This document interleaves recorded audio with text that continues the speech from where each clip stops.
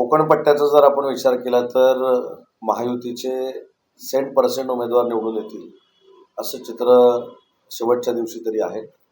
आणि असंच वातावरण जर टिकलं तर मला असं वाटतं की मी जे आत्ताच सांगितलं त्याच्यामध्ये काही अडचण निर्माण होणार नाही.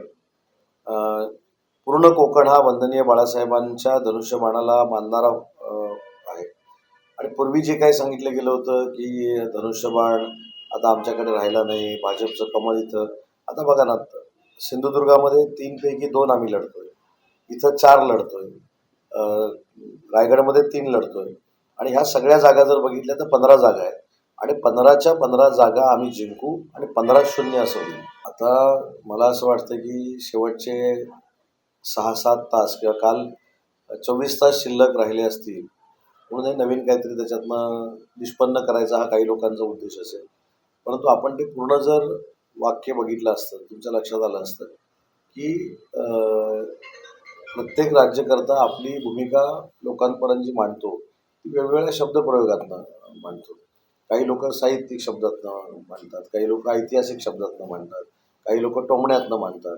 असे प्रकार त्याच्यातले आहेत आणि मला असं वाटतं की पूर्ण अभ्यास देवेंद्रजींना सगळ्याच गोष्टीचा असल्यामुळं त्यांनी ते वक्तव्य केलेलं आहे. त्याच्यामध्ये कुठेही जातीमध्ये धर्माधर्मामध्ये तेढ निर्माण करण्याचा काहीही हेतू नाही. मला ते एक आजपर्यंत कळलेलं नाही की एखाद्याच्या उद्योजकाच्या लग्नाला जाताना अदानींचं विमान ह्या लोकांना चालतं, प्रवासाला अदानींचं विमान चालतं, धारावीचा प्रकल्प घ्यायच्या अगोदर अदानी चांगले होते, धारावीच्या प्रकल्पाच्या अगोदर अदानी हे चांगल्या पद्धतीचे उद्योजक अनेक एअरपोर्टचं काम करत आहेत म्हणून चांगलं त्यांचं कौतुक यांनीच केलं. पहिल्या यांच्या 2-2.5 वर्षाच्या कारकिर्दीमध्ये अदानी महाराष्ट्रामध्ये जे जे काही करत होतं ते चालत होतं. मला याच्यामध्ये 2 महत्त्वाचे प्रश्न जे पडतात. राहुल गांधी हे कायमस्वरूपी अदानी आणि अंबानींवर टीका करतात, लोकसभेमध्ये पण करतात, सगळीकडे करतात.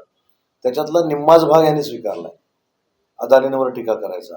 अंबानींच्या बाबतीतली काय भूमिका आहे?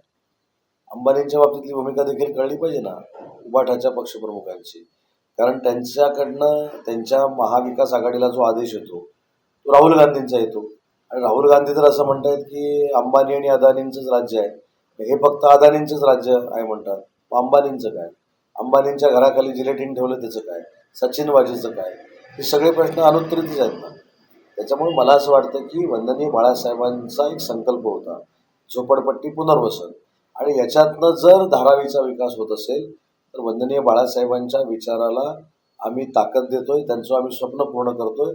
परंतु ते स्वप्न पूर्ण करत असताना अदानी कदाचित भेटले नसतील म्हणून असेल, परंतु खोडा घालण्याचं काम हे सगळे करतायत आणि म्हणून अदानी बदनाम होत आहेत.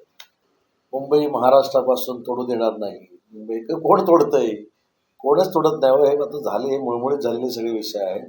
मुंबईच्या डेव्हलपमेंटसाठी एकनाथ शिंदे, देवेंद्रजी, अजितदादा प्रचंड पद्धतीनं वेगानं काम करत आहेत. तुम्ही देखील आता मुंबईमध्ये जर गेला तर ती आंतरराष्ट्रीय दर्जाची सिटी झालेली आहे, मेट्रो सिटी झालेली आहे. पण ही शेवटची ही भाषणं महाराष्ट्रापासून मुंबई तोडू देणार नाही. आणि तोडतंय कोण? कोणच तोडत नाही. त्याच्यामुळे मला असं वाटतं की मुंबईवर घाला घालतंय कोण? कोणच घालत नाही. उगाच मुंबईवर घाला घालू नका, मुंबईच्या छताड्यावर बसू नका, मुंबई महाराष्ट्रापासून दूर करू नका. केली कुणी? कोण करणार आहे? आणि असा विचार जरी कोणाच्या मनात आला तर त्यांच्या विरोधामध्ये ठामपणानं आम्ही उभे राहू.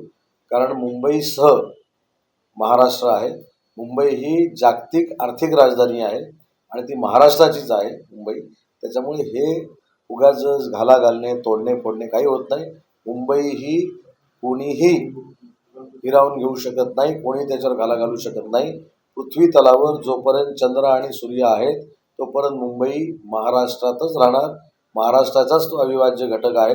परंतु यांच्या सारख्या सांगण्यानं मला कधी कधी शंका येते की यांना असं काय वेगळं करायचं नाही ना, मुंबई बाजूला करायचं नाही ना, ही शंका येते. ते म्हणाले त्याच्यावर असं कसं उत्तर द्यायचं आता?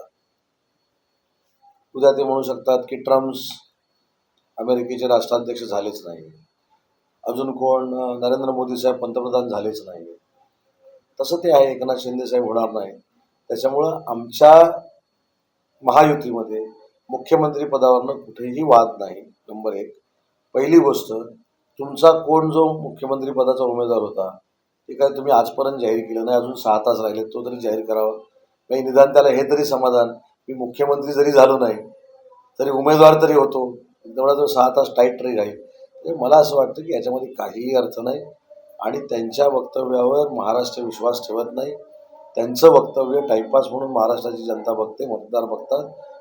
23 तारखेनंतर महायुतीचा विजय हा निश्चित आहे, महायुतीचा मुख्यमंत्री हा निश्चित आहे आणि पुन्हा एकदा त्यांचा पराभव झाल्यानंतर हे 4.5 वर्ष शांत राहणार आहे, ते मला देखील माहिती आहे.